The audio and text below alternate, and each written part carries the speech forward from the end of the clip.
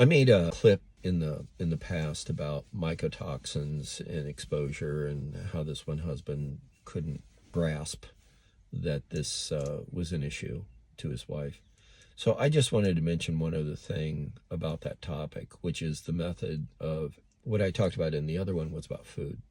So I just wanted to talk for a second about how do you evaluate a home for the presence of mycotoxins. The idea is that mycotoxins can separate off from the spore that it coats, and it can fly around like little bitty fragments. And so you really can't collect a sample of air and determine that there's mycotoxins present, but you can go for a pile of dust, because if mycotoxins make contact with a pile of dust, then you can possibly identify that you have a problem in the house. So, and it doesn't, if you open up your window, mycotoxins don't fly in through your window. That's not the way this works.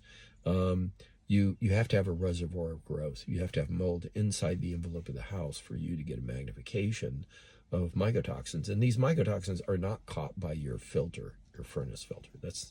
They're way too small. So what you do is you have this little, you order it from a lab, and it comes in a sterilized package, and you open it up, you wear gloves, and you open it up, and you collect basically 10 square feet of dust. It's 2 feet by 5 feet, and you do a composite.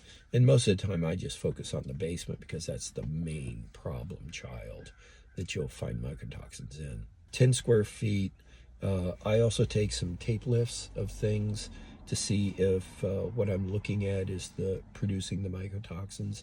And most of the time you can find growth on overhead floor joists and then relate it to what you see in your mycotoxin panel.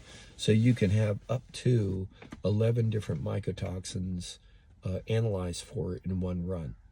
You can pare it down. There's all kinds of different combinations that you can do. But on a run, normally you max out at 11. And it's pretty spendy, but who cares? I mean, if you're looking for something to fix your problem, the cost is pretty cheap. So you send it into a lab, and they analyze it. And then you get it back, and you compare what you see on your tape list to this. And if you still see this and you don't find it on your tape list, remember, you're only collecting 1 square centimeter of surface area.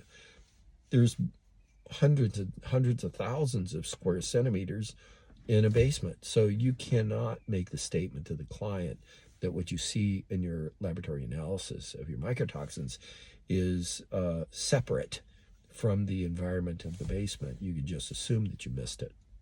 That's the way you got to go.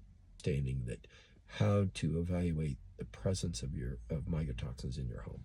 Bob Bennett, Farsight Management. It's better use Farsight than hindsight.